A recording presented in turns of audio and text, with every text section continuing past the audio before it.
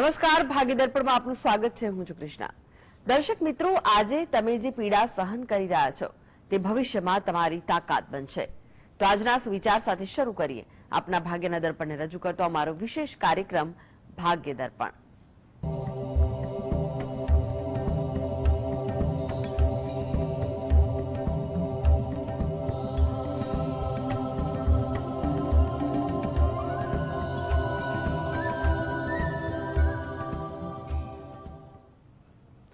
તો ભાગ્ય દર્પણમાં આપના પ્રશ્ન નિરાકરણ, રાશિફળ, પંચાંગ વિશે માહિતી અને માર્ગદર્શન આપવા માટે આપણી સાથે જોડાઈ ગયા છે જાણીતા જ્યોતિષાચાર્ય અને વાસ્તુશાસ્ત્રી હસીતભાઈ પાઠક.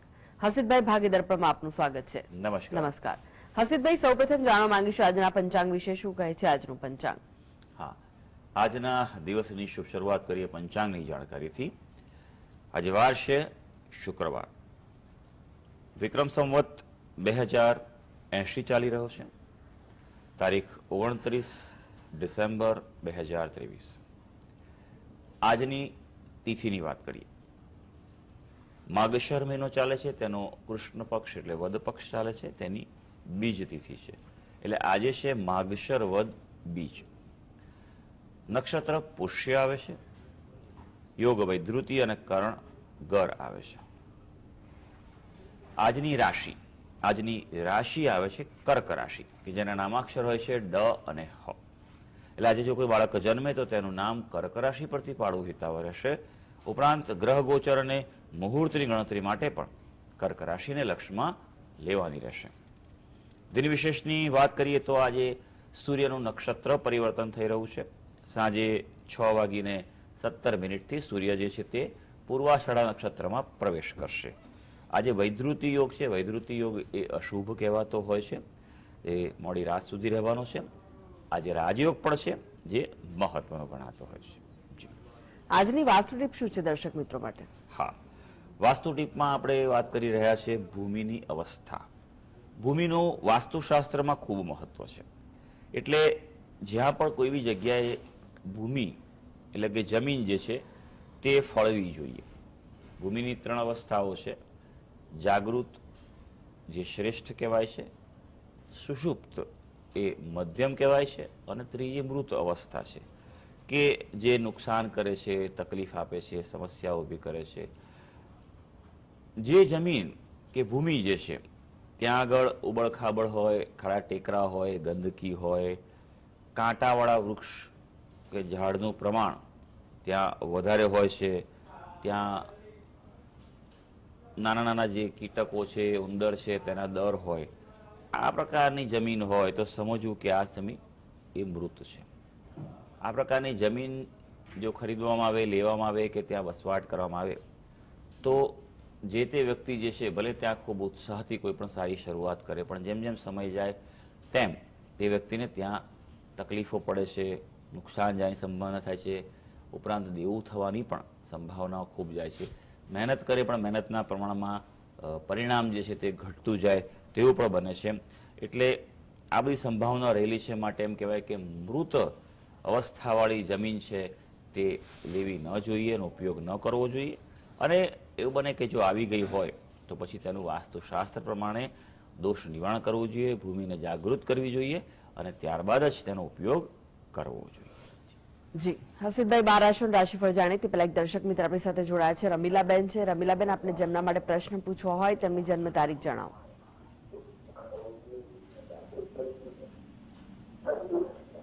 રમીલાબેન જી, આપ જેમના માટે પ્રશ્ન પૂછવા માંગતા હોય તેમની જન્મ તારીખ જણાવો. અનેક દર્શક મિત્ર જોડાઈ ગયા છે. કોકિલાબેન છે. કોકિલાબેન, આપને જેમના માટે પ્રશ્ન પૂછવો હોય તેમની જન્મ તારીખ જણાવો. હા, મારા બાબા માટેનો પ્રશ્ન છે. મારા બાબાની જન્મ તારીખ 7/6/2000 છે. જન્મ સમય? 7/6/2000. જન્મ સમય સવારે 11:25. જન્મ સ્થળ જણાવો. રાધનપુર. પ્રશ્ન જણાવો, શું પૂછવું છે? પ્રશ્ન, એને નોકરી ક્યારે મળશે સરકારી? હસીતભાઈ, એ પૂજા પાઠ ને ભક્તિ તો બહુ જ કરે છે મહાદેવજીની 4 વાગે ઉઠીને, પણ કઈ તલાટીની એક્ઝામમાં ફેલ થયો. હવે સરકારી નોકરી મળશે કે નહીં? બરોબર છે. હા, એ ભક્તિ કોને પૂછીને કરે છે? કોઈનું માર્ગદર્શન લીધું કે એમને ચાલુ કરી દીધું બધું? સારું, ચાલો જોઈ લઈએ કે કુંડલી શું કહે છે. કદાચ વાત સાંભળી રહ્યા છે, જવાબ સાંભળજો. જો સૌથી પહેલી વાત તમે પૂછવી કે સરકારી નોકરી ક્યારે મળશે, પણ સરકારી નોકરીના યોગ છે કે નહીં આપણે પહેલાં જોવું જોઈએ. યોગ કોઈ પણ વસ્તુના કોઈ પણ પ્રાપ્તિના યોગ હોવા જરૂરી છે. યોગ 3 પ્રકારના હોય છે. એક કે ચોક્કસ યોગ કે હા આ થશે છે. બીજું કે મધ્યમ યોગ હોય એટલે અટકીને ઊભું હોય, થોડોક વચ્ચે ગેપ હોય અને તે ઉપાયો કરવાથી, ઉપાસના કરવાથી અને પ્રયત્નો કરવાથી શક્ય બને છે. અને ત્રીજો પ્રકાર જે છે કે શક્યતા છે જ નહીં, માટે મહેનત કરો પણ એ પ્રાપ્તિ ન થાય. એટલે આ પ્રકારે સમજીને આગળ વધવું જોઈએ. કુંડલી પર નજર નાખીશું આપણે તો સિંહ લગ્નની કુંડલી આવે છે, કર્ક રાશિ આવે છે, પણ જો 12મું સ્થાન છે તેમાં જ ચંદ્ર છે, એટલે 12મું સ્થાન એ આધ્યાત્મિકતા પણ આપે છે, મુક્તિનું પણ સ્થાન છે, પણ ખર્ચાનું સ્થાન છે, વ્યયનું સ્થાન છે. હવે ત્યાં ચંદ્ર છે એટલે મન ત્યાં રહ્યા કરશે, ઉપાસના કરવાની વૃત્તિ ખૂબ થયા કરે, પણ જોઈએ તેવી પ્રાપ્તિ ન થાય, કારણ કે ત્યાં ગ્રહણ દોષ છે. ચંદ્ર અને રાહુ સાથે છે 12મા સ્થાનમાં, માટે આવી વ્યક્તિ છે તે નિર્ણય લેવાની એટલી ક્ષમતા બળવાન નથી હોતી. બીજું કે ઉપાસના જો કરે છે સવારે ઉઠીને આટલી બધી, તો પ્રાપ્તિ થવી જોઈએ, કારણ કે ઉપાસનામાં એવી શક્તિ છે, પણ યોગ્ય માર્ગદર્શન લઈ અને આગળ વધવું જોઈએ. ઉપાસના આજકાલ ઘણા બધા વ્યક્તિઓ કરતા હોય છે, કારણ કે આજકાલ પુસ્તકો પણ એટલા અવેલેબલ છે, ગ્રંથ છે, ગૂગલ તો અને યુટ્યુબ તો તમને માર્ગદર્શન આપવા તૈયાર જ છે, પણ સાચું માર્ગદર્શન કોઈ એવા વ્યક્તિ વિશેષ પાસે લેવું જોઈએ કે જે વ્યક્તિ નિર્મળ હોય, સાત્વિક હોય, શુદ્ધ હોય અને પોતે ઉપાસના કરનાર વ્યક્તિ હોય અને જાણકાર હોય. દરેક વ્યક્તિને દરેક મંત્ર કે દરેક ઉપાસના છે તે અનુકૂળ નથી આવતી, એટલે જ્યોતિષશાસ્ત્ર પ્રમાણે સમજીને કરવું જોઈએ. એ વાતનું ધ્યાન રાખજો. હા, ઉપાસના કરવી એ સારી વાત છે, એ ઉત્તમ છે. હવે સરકારી નોકરીના યોગ માટે જોઈએ તો હા, યોગ મધ્યમ છે, પણ હજી વાર છે. એપ્રિલ મે મહિના બાદ યોગ પ્રબળ થઈ રહ્યો છે. ત્યારબાદ એમ સમજો કે 2024 અને 25માં એક યોગ છે. પ્રયત્ન ચોક્કસ કરે તો મહેનત પણ કરે, અનુકૂળતા એને થઈ શકે એવું છે. પણ બે વસ્તુનું ખાસ ધ્યાન રાખવાનું છે કે કર્મસ્થાનનો અધિપતિ શુક્ર ગ્રહ છે, અસ્તનો છે, એટલે તેનું અનુષ્ઠાન કરે યોગ્ય સંકલ્પ લઈને અને તેનું દાન કરે. અને ગ્રહણ દોષનું આપ નિવારણ કરાવો વિશેષ પદ્ધતિ, વિન્યાસ સંકલ્પ પદ્ધતિથી, તો શક્યતાઓ વધી શકશે. જી, અનેક દર્શક મિત્ર જોડાઈ ગયા છે. દિવ્યેશભાઈ છે. દિવ્યેશભાઈ, આપને જેમના માટે પ્રશ્ન પૂછવો હોય તેમની જન્મ તારીખ જણાવો. હેલો જી, જેમના માટે પ્રશ્ન પૂછવો હોય તેમની જન્મ તારીખ જણાવો. 5-6-95. જન્મ સમય? જન્મ સમય સવારમાં 8:45 થી 9 ના ગાળામાં. જન્મ સ્થળ જણાવો. જન્મ સ્થળ ભાવનગર જિલ્લાનું તળાજા તાલુકાનું ગામ છે. જી, પ્રશ્ન જણાવો, શું પૂછવા માંગો છો? એનો સત્પણમાં રૂકાવટ આવે છે, ક્યારે એમાં સત્પણ થશે? કોના વિશે પ્રશ્ન છે બેન? દીકરીના વિશે, મારી દીકરીને. દીકરીના પ્રશ્ન છે. હા. હા હા, સારું. અને બહાર જઈને સત્પણ કરવું છે તો બહારના યોગ છે, વિદેશમાં જવું છે. સારું, ચાલો જોઈ લઈએ આપણે કે તમારા બંને પ્રશ્નો માટે કુંડળી અને ગ્રહોની અત્યારે હાલની સ્થિતિ શું કહી રહી છે. કર્ક લગ્ન આવે છે, રાશિ જે છે સિંહ રાશિ આવી રહી છે. લગ્ન સ્થાને વાત કરીએ તો લગ્ન સ્થાનનો સ્વામી જે શનિ થઈ રહ્યો છે, એટલે શનિ વિલંબ તો આપે જ છે. બીજું કે આ કુંડળી છે તેમાં મંગળ નથી, માંગલિક કુંડળી નથી, એટલે એ પ્રમાણે મેળાપકનું આપણે ધ્યાન રાખવાનું છે. યોગની વાત કરીએ તો 2024માં યોગ સારો શરૂ થઈ રહ્યો છે, એટલે 2024નું વર્ષ છે એ તમને લગ્ન બાબતે નક્કી કરવા માટે પોઝિટિવ રહેશે. પણ થોડુંક ધ્યાન રાખવાની જરૂર પડશે તમારે. ઉતાવળે નક્કી ન કરતા મેળાપક ખાસ કરજો અને વ્યવહારુ દ્રષ્ટિએ પણ તમે ચોકસાઈ કરી લેજો. વિદેશ જવા બાબતે જો વાત કરવામાં આવે તો વિદેશ જવા બાબતે મધ્યમ યોગ છે, એટલું સ્ટ્રોંગ યોગ નથી, એટલે અહીંયા પણ સારું છે અને વિદેશ જાય તો પણ સારું છે. એટલે વિદેશ જવા માટે એમ કહેવાય કે હજી પણ યોગને વાર છે. 2025-26માં એક યોગ દેખાઈ રહ્યો છે. જી, હસનભાઈ, રાશિફળની વાત કરીએ. રાશિ મંડળની પ્રથમ 3 રાશિ મેષ, વૃષભ, મિથુન રાશિના જાતકોનો આજનો દિવસ કેવો રહેશે? હા, શરૂ કરીએ આજના દિવસનું રાશિ ભવિષ્ય. સૌથી પહેલી રાશિ આવે છે મેષ રાશિ. ભાઈ, મેષ રાશિના જાતકોના નામાક્ષર હોય છે અ, લ અને એ. રચનાત્મક કાર્યો આજે સંપન્ન થઈ શકે એવું છે, તેને તમે સફળ પણ થશે. કંઈક પ્લાનિંગ કરવાનું હોય, ક્રિએટિવિટીનું પ્લાનિંગ હોય, ડેવલપમેન્ટ હોય, કંઈક પ્રપોઝલ બનાવવાની હોય તો એ તમને આજે સારું થશે. વેપાર હશે પોતાનો તો આજે તમને સુખ આપવા જઈ રહ્યો છે, પણ આજે એવું બનશે કે આવક કરતાં ખર્ચ ક્યાંક વધારે થાય તો તમારું મનોબળ ઘટી શકે તેવું છે. માટે થોડુંક આર્થિક બાબતે સાવચેતી રાખવી પડશે. વૃષભ રાશિ. વૃષભ રાશિના જાતકોના નામાક્ષર હોય છે બ, વ અને ઉ. સંપત્તિના કાર્યોથી લાભ થાય, પ્રોપર્ટી બાબતે, વાહન બાબતે કોઈ નિર્ણય લેવાનો તો લઈ શકાય. આજે શત્રુઓ સામે વિજયનો યોગ છે, શત્રુ પરાજય થાય તેવો દિવસ છે, અને ખાસ આજે બેકારી દૂર થાય તેવા ગ્રહોના યોગ છે. એટલે જે વ્યક્તિ નોકરીની શોધમાં છે, ક્યાંક એપ્લાય કર્યું હોય તો ફોલો અપ ચોક્કસ કરી લેવો, અથવા એપ્લાય કરવો તો એપ્લાય પણ આજે કરી લેવું જોઈએ. હવે મિથુન રાશિ. મિથુન રાશિના જાતકોના નામાક્ષર હોય છે ક, છ અને ઘ. હવે આપના માટે આજે કોઈ સરકારી કાર્યોમાં કે સરકાર ક્ષેત્રે કોઈ અવરોધ હશે તો તે દૂર થવા જઈ રહ્યો છે. એટલે આજે એ બાબતે પ્રયત્નો કરી લેજો. પ્રેમ પ્રસંગ આજે સુસંગતતા આપે છે, કોઈને લાગણીની અભિવ્યક્તિ કરવી હોય તો આપ આજે કરી શકો છો.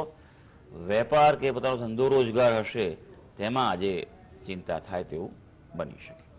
જી, હવે વાત કરીએ કર્કથી કન્યા રાશિના જાતકોની, તેમનો આજનો દિવસ કેવો રહેશે? હા, કર્ક રાશિની વાત કરીશું. કર્ક રાશિના જાતકો કે જેના નામાક્ષર હોય છે ડ અને હ. ભાઈ આજે થોડું વાહનો, મશીનરીના ઉપયોગમાં ધ્યાન રાખવું પડશે, સાવધાની રાખજો. વિવાદ થાય તો પ્રોત્સાહન આપતા નહીં. દિવસને સીધી સંયમ રીતે જ રિલેક્સ થઈને એન્જોય કરજો. અવ્યવસ્થા રાખશો તો તમને નુકસાન થવાની સંભાવના છે. બાકી પ્લાનિંગ સાથે આગળ વધશો તો દિવસ સારો છે. સિંહ રાશિ. સિંહ રાશિના જાતકો જેના નામાક્ષરો છે મ અને ટ. સરકારી તકલીફો કોઈ દૂર હશે, કનડગત હશે, કોઈ કેસ ચાલતા હશે તો તેમાં રાહત થવાની સંભાવના છે. આજના દિવસે થોડુંક મન તમારું ધાર્મિક થાય તેવું બની શકે, પૂજામાં, પાઠ પૂજા, ઉપાસનામાં વ્યસ્ત રહી શકે તેવું છે. વેપારમાં આજે કોઈ પ્રકારે નુકસાન કે દંડ થાય તેવી સંભાવનાઓ પણ છે. માટે થોડુંક કાયદાકીય વ્યવહારોમાં ધ્યાન રાખજો. કન્યા રાશિ. કન્યા રાશિના જાતકોના નામાક્ષર હોય છે પ, ઠ અને અણ. કોઈ પણ પ્રકારનું પ્લાનિંગ છે, આયોજન છે, યોજનાઓ બધી જે છે તે ફળદાયી રહેવા જઈ રહી છે. આજે કોઈ નવા કરાર થાય એવું પણ બની શકે. અને જો પ્લાનિંગ ચાલતું હોય કોઈ કરારની, કોઈ ઓફરની, કોઈ ડીલનું, કોઈ મિટિંગનું, ચર્ચાનું, તો આજે ચોક્કસ કરવું જોઈએ. પ્રયત્ન કરવાથી આજે તમને ખુશી પ્રાપ્ત થવા જઈ રહી છે. હજી તો એક દર્શક મિત્ર આપણી સાથે જોડાઈ ગયા છે, દિનેશભાઈ છે. દિનેશભાઈ, આપને જેમના માટે પ્રશ્ન પૂછવો હોય તેમની જન્મ તારીખ જણાવો.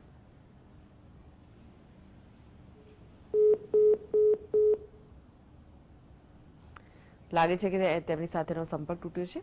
રાશિફળની વાત કરીએ. રાશિમંડળની બીજી તુલા, વૃશ્ચિક, ધનુ રાશિના જાતકોનો આજનો દિવસ કેવો રહેશે?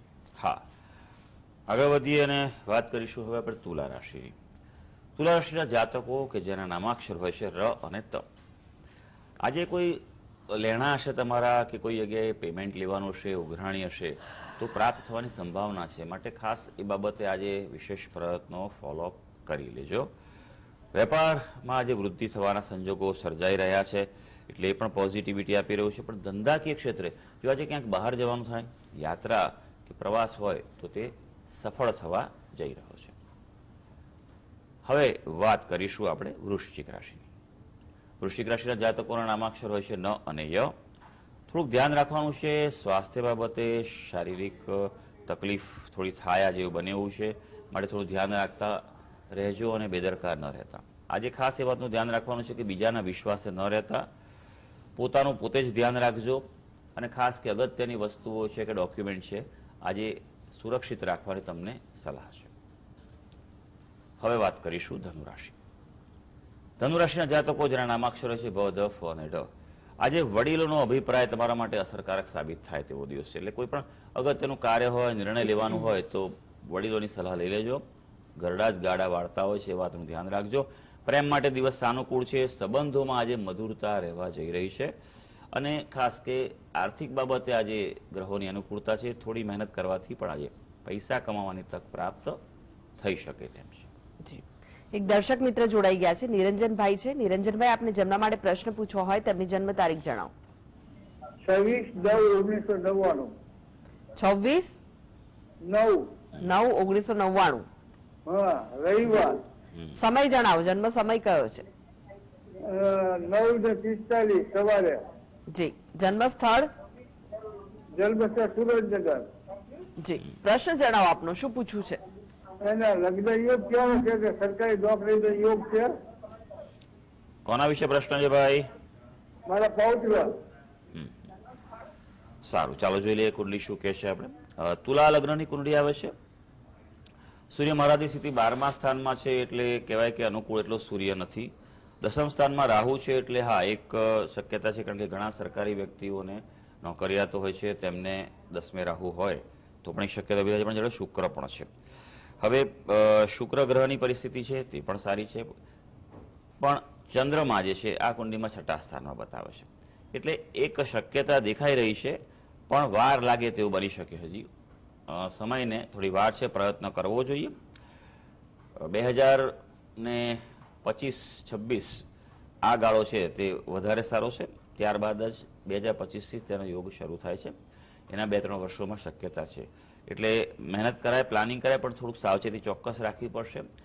અને એક વાતનું ધ્યાન રાખવાનું કે જો એની કોઈ સરકારી નોકરી માટે તમારે પરીક્ષા આપવાની હોય, એપ્લાય કર્યું હોય, તો કેન્દ્ર જે છે પરીક્ષા આપવાનું એ જન્મસ્થળથી દૂર રાખે, એ એના માટે વધારે સારું રહેશે, એટલે એ વાતનું ધ્યાન રાખવાનું છે. બીજું કે લગ્ન બાબતની વાત થાય તો લગ્ન બાબતે પણ એને અનુકૂળતા દેખાઈ રહી છે. ખાસ એ વાતનું ધ્યાન રાખવાનું છે કે આ કુંડલીમાં મંગળ દોષ નથી, એટલે એ પ્રમાણે મેચિંગ કરીને આગળ વધીશું. જી. હસીદભાઈ, વાત કરીએ મકર કુંભ મીન રાશિના જાતકોની, તેમનો આજનો દિવસ કેવો રહેશે? હા, મકર રાશિની વાત કરીશું, જેના નામાક્ષર ખ અને જ આવે છે. આજે દોડધામ વધારે થાય તેવો દિવસ છે, વ્યસ્તતા રહેશે, અને એમ કહેવાય ને કે દોડશો પણ કશું પ્રાપ્ત ના થાય તેવો દિવસ છે. કદાચ કોઈક પ્રતિકૂળ કે ખરાબ સમાચાર પણ મળી શકે એવું છે, માટે સંયમ રાખવો પડશે, ધીરજ રાખવું પડશે. તમારી વાણીને આજે નિયંત્રિત રાખવાની સલાહ છે. હવે કુંભ રાશિ. કુંભ રાશિના જાતકોના નામાક્ષરો છે ગ, સ, શ અને શ. આજે કોઈ જૂના મિત્રો છે કે સ્વજનો છે તેની સાથે મુલાકાત થાય, કોઈ જૂની વસ્તુ પ્રાપ્ત થાય તેવું બની શકે. આજે તમને કોઈ એવી જ્ઞાનવર્ધક માહિતી મળશે જે તમારા માટે પ્રોત્સાહ કરી શકે તેવી છે. નોકરિયાત વર્ગને જો સમય થયો હોય યોગ્ય રીતે બઢતી બદલીનો, તો તેના માટે પ્રયત્ન આજે કરવા જોઈએ. હવે મીન રાશિ. મીન રાશિના જાતકોના નામાક્ષર હોય છે દ, ચ, ઝ અને થ. આજે મહેનત તમારી સફળ થવા જઈ રહી છે, માટે અગત્યના કાર્યો પ્રાયોરિટી પર ફોકસ કરી લેજો. તમારા કાર્યની પ્રશંસા થાય એવું પણ બને. લાભની તકો આવી રહી છે આજે, અને જો તકો બારણા ખખડાવે તો સ્વીકારી લેજો. સમૃદ્ધિ માટે પણ આજે કોઈને કોઈ રીતે તમને ઉપાય પ્રાપ્ત થવા જઈ રહ્યા છે. તો સર્વે દર્શક મિત્રોનો આજનો દિવસ શુભ અને મંગળકારી રહે તેવી ઈશ્વરને અભ્યર્થના. જી.